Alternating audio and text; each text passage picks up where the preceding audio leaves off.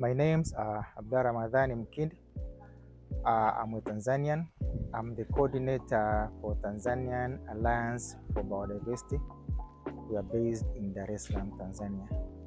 This fair, the seed fair, which is happening here in Benin, to me is very important aspect and tool in promoting our farmer-managed seed, which we are all advocating for recognition and support by our government.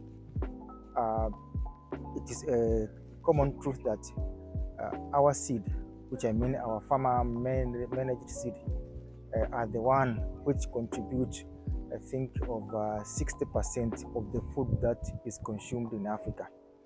Others say that about 80% of the seed that is being used by smallholder farmers in Africa comes from their own saved seed, which majority are local seed.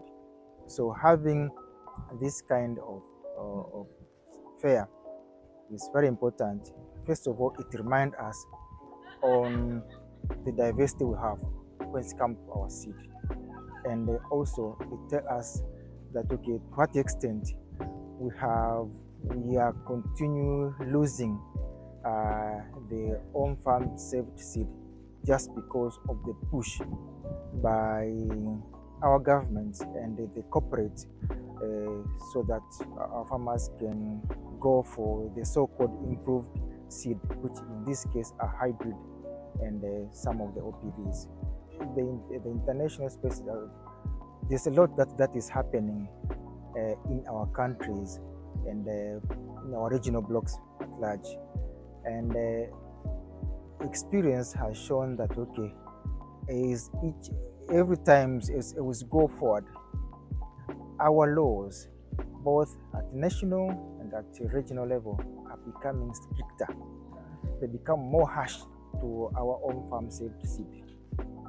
Look at now there are issue of harmonization of our laws so that to make them uniform, so that once the so-called improved variety is allowed in one country, automatically it can be allowed to the rest of the countries in the bloc. So we find that, okay, those laws, first of all, they don't recognize the so-called farm saved seed.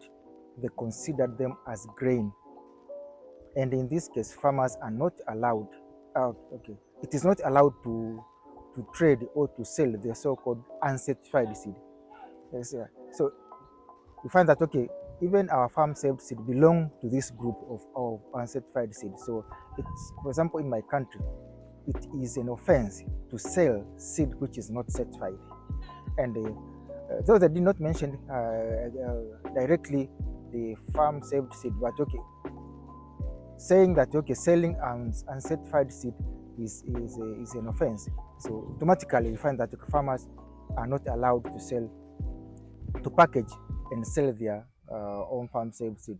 And if the law is to be applied, you find that, okay, those who sell uncertified seed, and which farmers might be included, they may end up find themselves being imprisoned for not less than 5 years, and also be penalized for a penalty not less than about more than $100,000.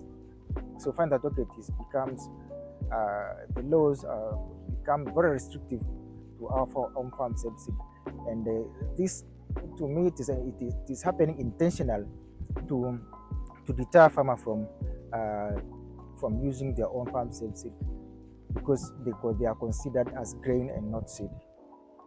Yeah, a joint effort is needed at sub-regional and regional and now at continent level. Yeah, that one is highly needed, because we find that the corporates are very powerful. They have managed to penetrate into our government.